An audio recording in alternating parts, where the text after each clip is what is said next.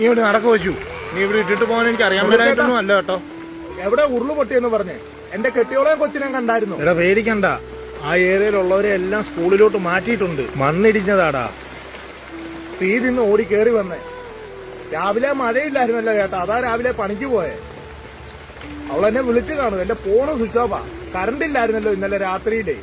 പിന്നെ അപ്പുറത്തെ സൈഡിൽ 2 ചെറിയ ഉരുളും പോയിട്ടുണ്ട്.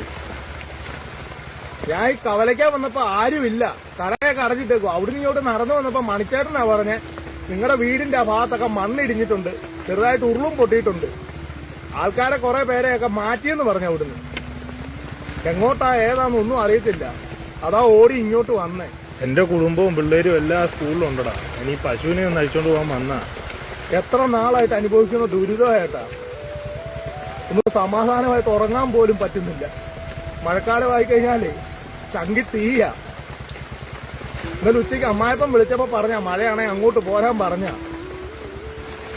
ഞാൻ എനിക്ക് പോവുക സ്കൂളിലോട്ട്. വൈകിട്ട് ഞങ്ങൾ അവിടെ വീട്ടിലോട്ട്. നിങ്ങൾക്ക് പോകാൻ അങ്ങനെങ്കിലും ഒരു പോക്കടമുണ്ട്, ഞങ്ങൾ അങ്ങോട്ട് പോകാൻ. ചേച്ചിയൊക്കെ അവരെല്ലാം സ്കൂളിലുണ്ട്. പ്രാണികളെ അവിടെ ഇട്ടിട്ട് വരാനായിട്ട് മനസ്സനുവദിക്കുന്നില്ല. ഞാൻ പോവുകയാണേ.